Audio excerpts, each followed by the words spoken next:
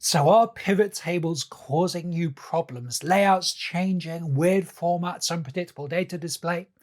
Well, I prefer this kind of analysis that's elegant and reliable and doesn't use pivot tables at all. Today, I'll show you the 3 steps to get to this cool formula-driven dashboard that's built by you, not by AI, and the exact formulae you need at each step. So if we're looking for a cool no pivot table dashboard that looks like this, first, we've got to get our setup right. And we do the setup on a supporting sheet. So I'm here on the calculation sheet in the file. So we want to get these category names. A pivot table will get those for us automatically.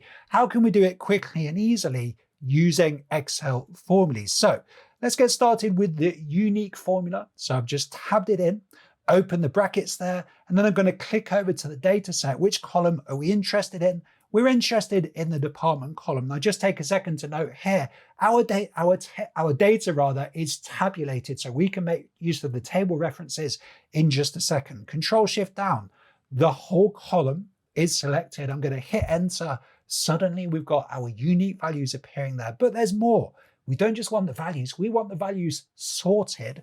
So let's go ahead and introduce the sort formula to close the bracket, and suddenly our categories are here and they're sorted alphabetically. I'm going to go ahead, Control C, Control Alt VV. We're going to convert to values here. So that's our categories, pretty cool. Now we want the postcode groups. This is more tricky, isn't it? Because these, we want to display them in the columns, not in the rows. So how to do that? Well, once again, the unique formula helps us here. I'm going to tab it in.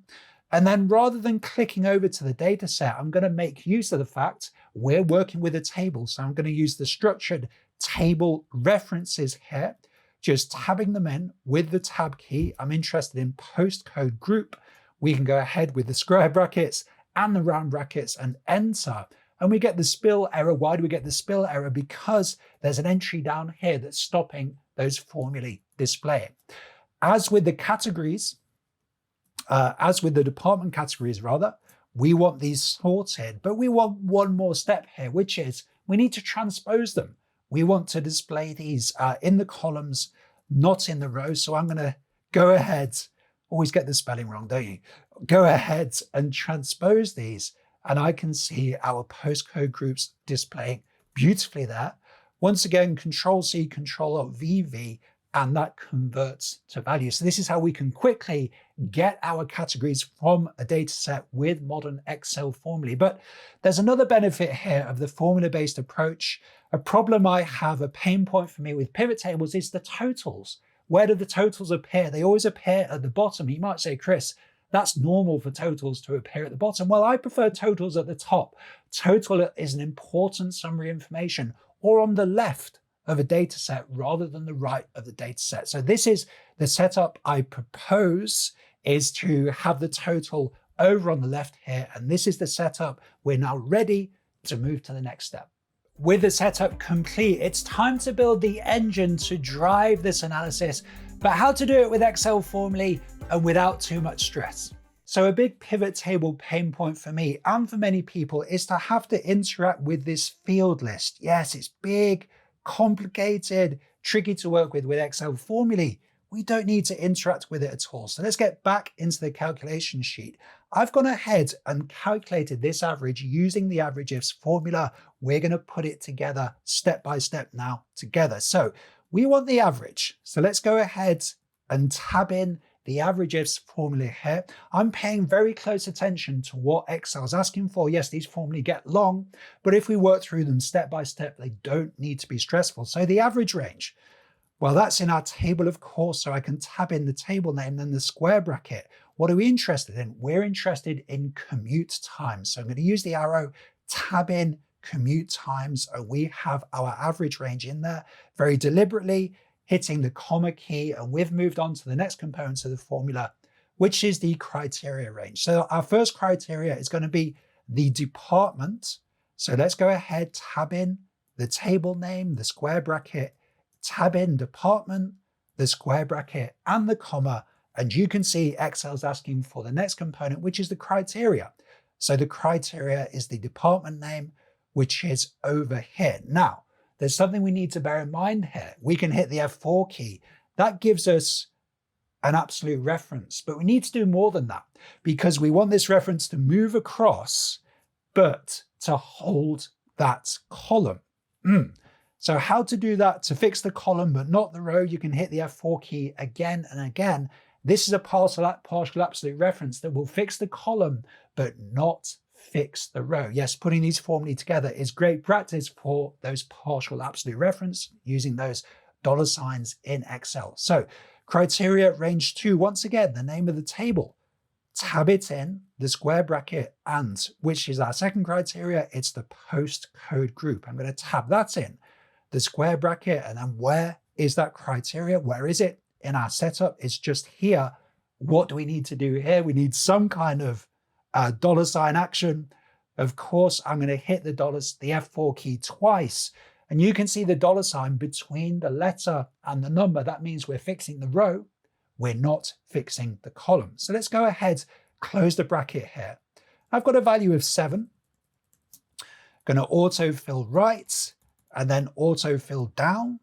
So what's happened here? Well, I'm going to go ahead. The first thing I need to do, and this is another pain point for me with pivot tables, is the number of decimal points. You seem to get a huge number of decimal points and they seem to change. Well, with formulae, we have complete control of this. So I can have as many decimal points as I want. I'm going to go ahead and just have 1 decimal point for the time being. Now I'm going to use a pivot table for what I actually use it for. I don't really use pivot tables for things I'm going to give to customers. I do use pivot tables for checking and validation. So let's check these formulae using the pivot table. So data entry, E1 to E6 is an average of 6.9. Let's check one more. Data entry E16 to E21 is an average of 14.4. So I'm validating the formulae using a pivot table. And yes, this is what I actually use pivot tables for. But what's going on with these hashtags? Well, we've got a divide by 0 error. So here we can call on the formulae I made earlier. Yes, in Blue Peter style, our count ifs formulae. And we can go ahead, integrate an if formula around here.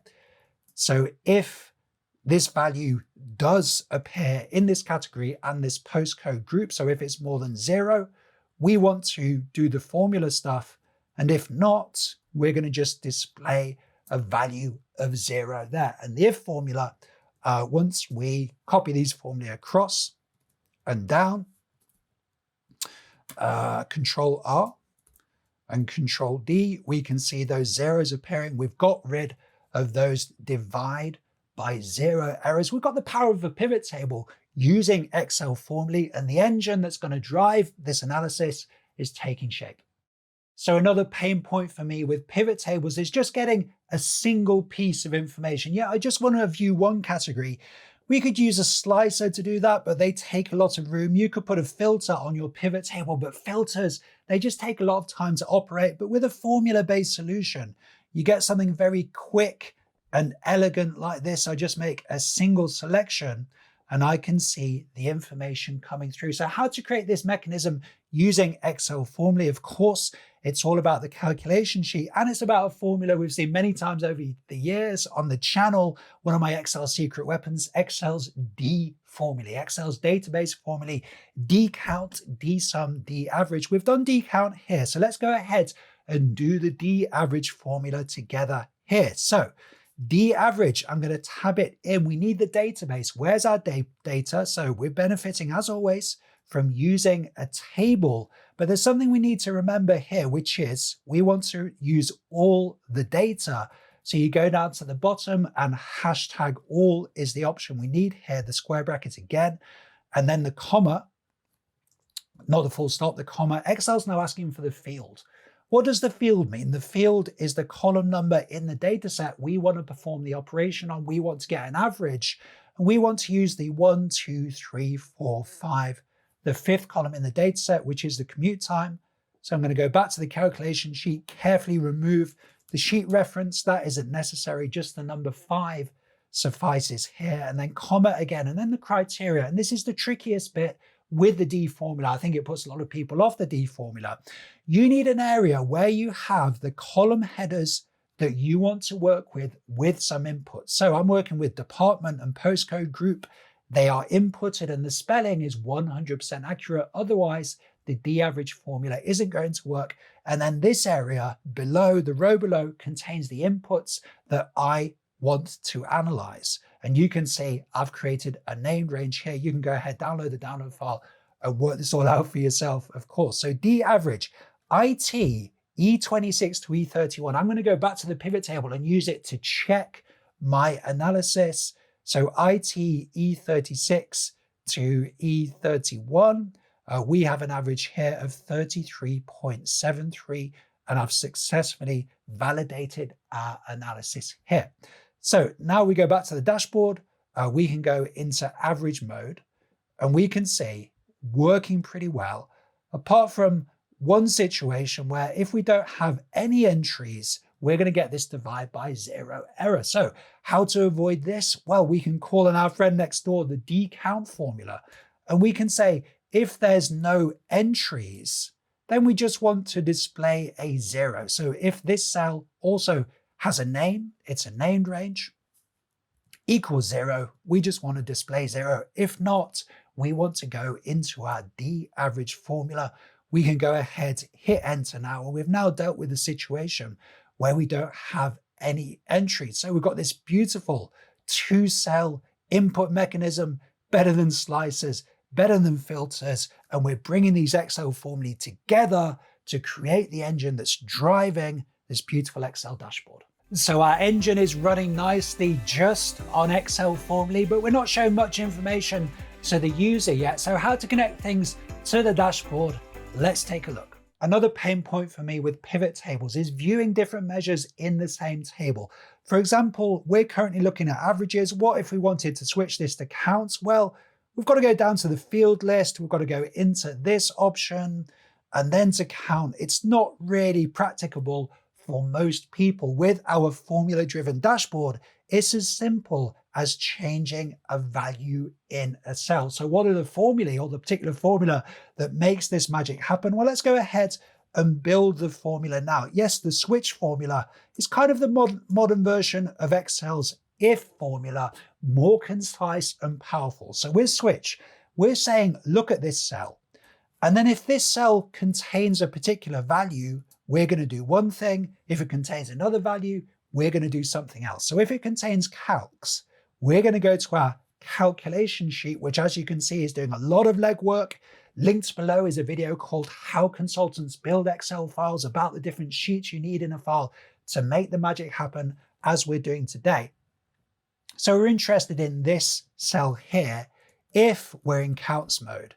If not, if we're in averages mode, we want to switch to a different cell, which is also on the calculation sheet, which is our averages cell here. So I'm going to go ahead and Control D, Control R on the Windows PC, and I just want to remove this bold formatting here, and this makes the magic happen. So if I go to averages, I have my averages coming in.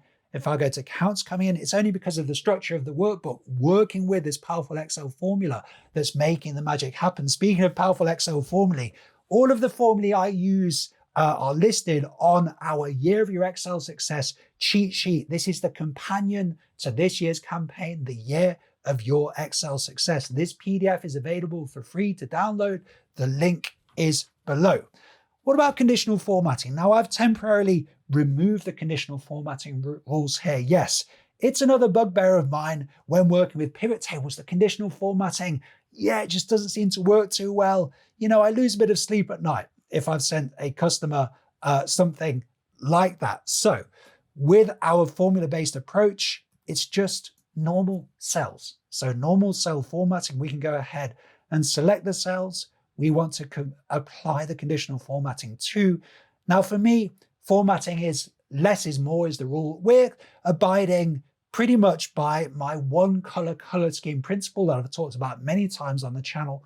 So just this very subtle green formatting for me is going to do the job. And that's exactly what I'm looking for when I change the mode there. So less is more with conditional formatting, but more importantly, it's going to work consistently because we're not using a pivot table. So one thing I do like about pivot tables is the ability to list all of the data that falls into a particular cell in the pivot table. So what do I mean?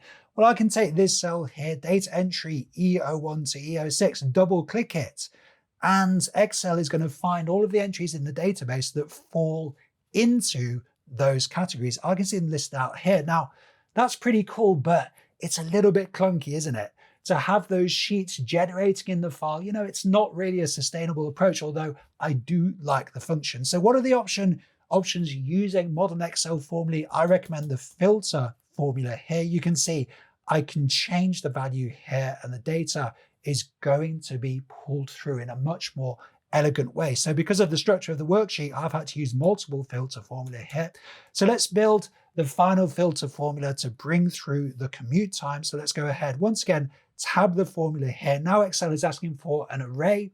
Previously, Excel was asking for a database with our D formula. It's essentially the same thing. Yes, it's our main table that contains our data. So I'm going to say table commutes, but I only want part of this table. I want the commute time. This is what I want the filter formula to display. And this is the first component of the filter formula. So in include, once again, we need to get the name of our table. What do we want to include? Well, we're filtering by the department. So we want the name of the department column and then equals and the cell containing the value we want to filter by. This is the power of an old school Excel filter in an Excel formula. So we can now close this formula, close the bracket here, hit enter, and we can see our values appearing. And if this is accurate, you can see all of these columns contain the same number of values. So how can we quickly validate this? Well, the first data entry person should be gender M, commute time 11 to the data set, and it's the first entry in the data set. And because of rounding, this would round up to 11, of course. So once again, getting the power of old school Excel functions, pivot tables in a much more elegant way using Excel formulae. So this is how I build an analysis when I need it to look great and be reliable. I'd love to know what you think in the comments. I'll get back to you there. And if you'd like to know how I actually use pivot tables easily and without stress, click here.